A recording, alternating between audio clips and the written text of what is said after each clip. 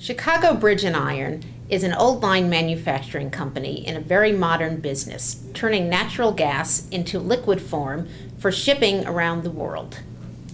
I'm Lauren Rublin, Assistant Managing Editor at Barron's, here with Dimitra DeFotis, a staff writer at Barron's, who has written a piece about Chicago Bridge in this week's issue.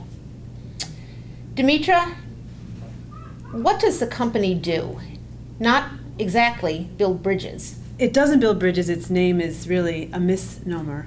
It's in the business of energy infrastructure and engineering. So it operates in 60 countries, and it builds not bridges, but things like natural gas liquefaction facilities that turn gas into a liquid. It's heavily into the energy sector, and also nuclear is part of what it does, building some of the containers that actually are used to store energy liquids. It got its start doing some of that in the nuclear business in the United States. First it was water, then it was oil, and it's diversified across a lot of energy, natural resources. Well, the natural gas business is big and growing.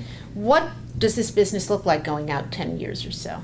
Natural gas is about 55% of their revenues now, and the interesting thing about natural gas is that it's used to produce electricity all over the world. It's clean burning, it's in favor, but places like the United States, for one, don't have enough of it, so it has to be brought here and transported in that form because it can't be transported in its gas form.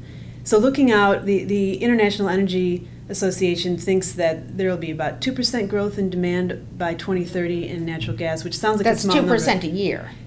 Over time. That sounds like a small number, but the liquid natural gas portion of it is growing very, very quickly.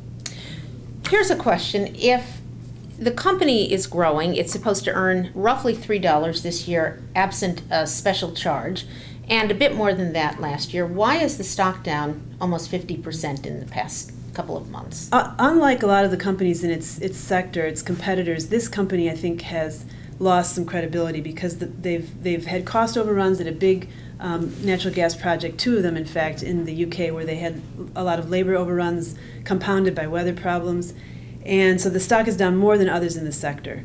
And it really looks interesting if you look at the expected earnings for next year, trading at about 11 times. It's well below the multiple that the larger sector is trading at.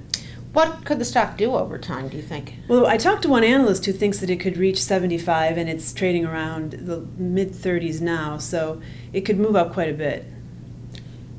I remember you spoke to me when we were working on the story about analysts and even the company being surprised that you had discovered Chicago Bridge. It's not particularly well known. Well, I think it's, as I said earlier, I think it's not named for what it does.